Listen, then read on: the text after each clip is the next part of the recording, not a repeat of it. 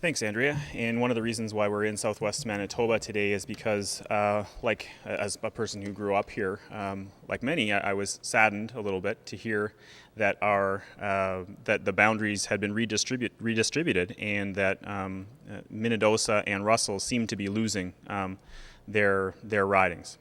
And this upset a lot of people, and it sparked some uncertainty among people as to how this could happen, why this might have happened, and how it happened. And that's why we're here, is to help shed some light on those questions. And so I'm very happy to be here in Minnedosa and to be speaking to people across southwestern Manitoba today. So let's start by talking about what we mean by redistribution. Redistribution is itself the legislative or the legal redefinition of constituency boundaries that takes place from time to time in in provinces, in states, in countries across the world. Today we're going to talk about exactly what redistribution means in Manitoba, when it happens, why it happens, who's involved in the redistribution process, and then we're going to take a look at a few of the major changes to the 2008 electoral map. Redistribution, as I mentioned before, you may have heard it called redistricting. That's the term that they use in the United States. It means redrawing of electoral boundaries that takes place roughly every 10 years in most countries and provinces and states.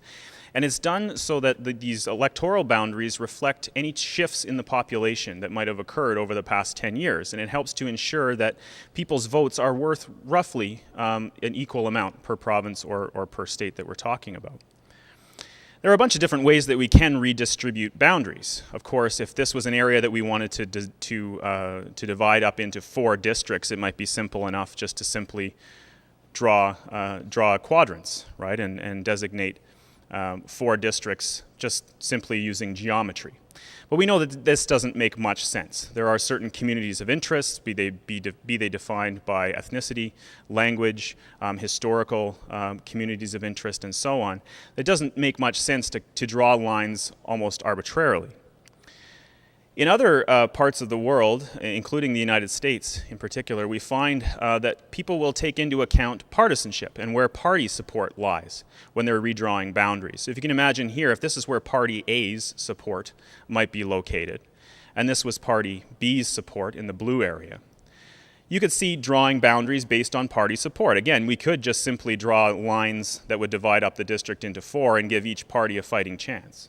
Right, where one party would dominate in one and there would be a saw-off in other constituencies.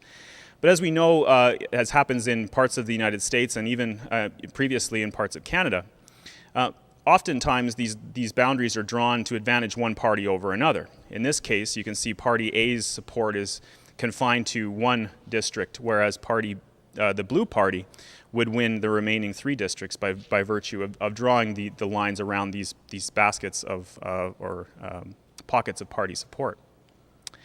Now, for those of you who think this might be a ridiculous exercise, actually, it dates back to 1812 when the term gerrymandering was invented in Boston when the then Governor Gerry of Massachusetts drew lines to make a constituency that looked like a salamander. It was so jagged in some parts. But lest you think this is an old practice, I show you here a map of an Illinois district that was drawn for the 2012 elections. This happens all the time, where partisan implications are taken into account when we're drawing boundaries. That's not the case here in Manitoba. Manitoba actually has the honor of being the first jurisdiction in all of North America to draw its boundaries using an independent process. What do we mean by independent? We mean it's a nonpartisan process. Members of the commission that draw the boundaries are not partisan appointments. They're there by virtue of their positions within certain organizations like universities. The process involves public consultations, and the report that's issued by this particular commission receives automatic approval. It has the legal force of law. It doesn't have to be reviewed by the legislature. It automatically comes into force. So instead of taking into account these partisan boundaries, what our Independent Boundaries Commission does is look at other factors. It might be, let's say, a road or a highway that runs through a particular area. It might be a dividing line between a French and English community or a Ukrainian and a British community, and so on. It might be a river that would be taken into account. What we find is by drawing boundaries around these particular natural, for lack of a better term, natural boundaries, we can create a fair redistribution system that doesn't necessarily take into account any of the partisanship that we find in other countries and other jurisdictions, like parts of the United States.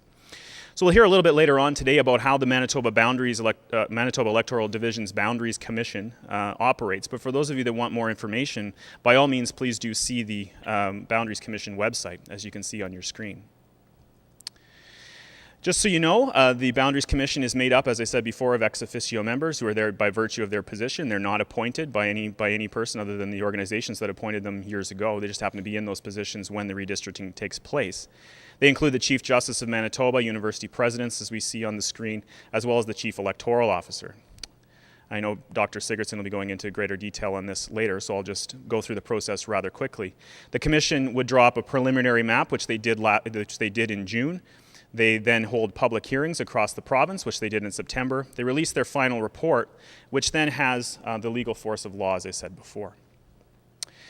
When they're drawing these boundaries, what they do is they try to make every district have the same size population. So what they do first is calculate what the average size of a district would be. And this is simple enough to calculate. You take the size of the Manitoba population, 1.1 million roughly, divide it by 57, and you come to what they call the population quotient. And that means we're going to aim to get our constituencies about that size. But they do allow for some variance because, as Dr. Sigurdsson will talk about later, trying to get fit those numbers into the confines of these constituencies is very tough. So we do allow for some variance according to our laws. And it all depends on where you live in the province. Those people that live south of the 53rd parallel have to have their districts fit within 10% up or down of that magic population quotient, which means that they have to range from anywhere from about 18,000 people to 22,000 people. If you live north of the 53rd parallel, your variance can be as high as 25% up in this case, or sorry, down in this case. It could be as small as 15,000. But again, this is designed so that everybody's vote counts for about the same, depending on where you live in the province. There are several significant factors that Dr. Sigurdsson will go into and that the Commission talks about when they're deliberating.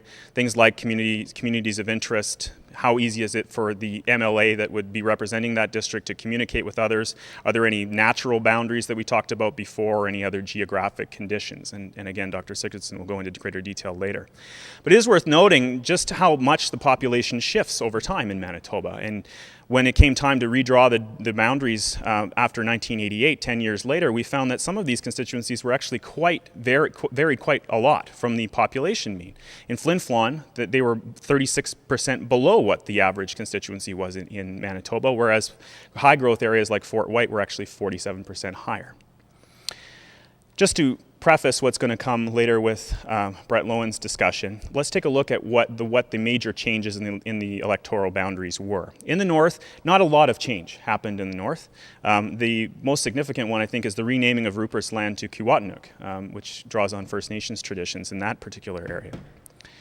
In the southwest corner, as many people in this region will know, Minnedosa and Russell have been combined largely into the new Riding Mountain constituency, but also parts of it have gone into Spruce Woods and Arthur Verdon. In the southeast corner of the province, the major changes came in a couple of different areas. First of all, La Vérendrye and a large part of Emerson have been combined into and part of Springfield, I should say, have been combined into a much larger La Vérendrye region, La Vérendrye constituency. And in the central part of the province, Carman and Pembina have now been combined into Midland, and with a new constituency made for Morden Winkler. Again, these aren't all of the changes, but some of the more significant ones. And I apologize for the small writing on the map, for those of you that at home can't quite see it on your screens. But needless to say, in south central Winnipeg, there have been a lot of changes, where Lord Roberts, for instance, has disappeared and been replaced by a larger area called Fort Garry, Riverview, Riel, and so on. Of interest as well, Inkster, one of the two Liberal ridings that we'll hear about later on this evening, has been rolled into the much larger Maples district, which could have implications that we'll hear about later. So that's redistribution in a nutshell here in Manitoba, how, the who, what, where, why, when, and how. And we'd encourage people that are at home, if you'd have any questions, please do visit our website at umanitoba.ca/U2011 and send us your emails. Any of your questions, we'll get to those as well. So thank you for having me.